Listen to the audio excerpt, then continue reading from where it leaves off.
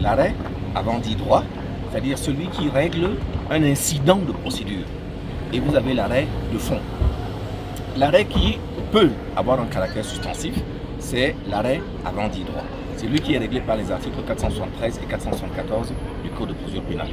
Donc, autrement dit, si la Cour d'appel avait rendu une décision qui ne réglait pas définitivement le problème en disant « il s'est posé un incident », avant de rendre ma décision sur le fond, je règle d'abord la question de l'incident et après je vais venir me prononcer sur le fond de ma saisine.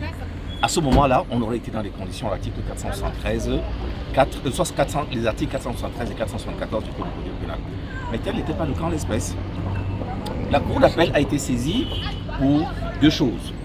L'une, c'était la question qui portait sur la reproduction du dossier et sa mise à notre disposition. Et la deuxième portait sur la levée des scellés sur le corps de la victime.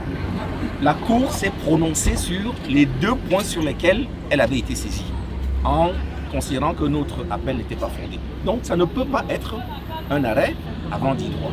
Ce n'est donc pas un arrêt avant dit droit, c'est un arrêt sur le fond. Or, l'arrêt sur le fond a été rendu et les parties qui le veulent ont toute l'attitude pour contester en faisant un pourvoi en cassation. Ce que ceux qui ont voulu l'ont fait, l'État du Cameroun a fait le pourvoi.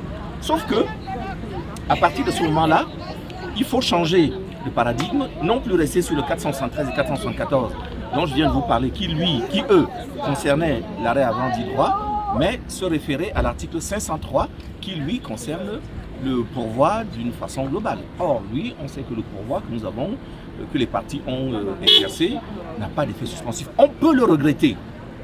Parce que imaginez voir qu'une juridiction condamne votre client à mort. Vous estimez que la juridiction a mal statué. Vous faites pourvoi. En gros, le code vous dit, vous allez d'abord attendre qu'on tue votre client et puis la Cour suprême va se prononcer après. On peut le contester. Je le comprends humainement. Mais en revanche, par application stricte de la loi, le pourvoi n'est pas suspensif. Et au demeurant, le dossier n'a jamais été désenrôlé. Qu'est-ce que ça veut dire? Ça veut dire que le tribunal n'a jamais été dessaisi de son dossier. Bientôt plus de 2 ans que mon client est embastillé.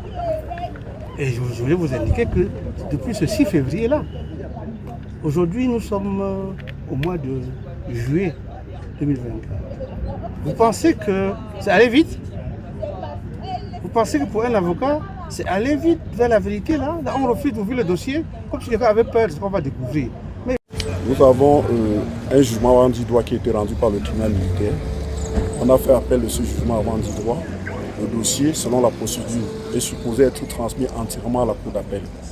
Et la Cour d'appel a vidé sa saisine sur ce jugement avant dit droit. Et la loi dit, quand ils ont rendu leur décision sur ce jugement avant dit droit, la décision doit être notifiée à toutes les parties. Et le dossier doit être rétabli au greffe.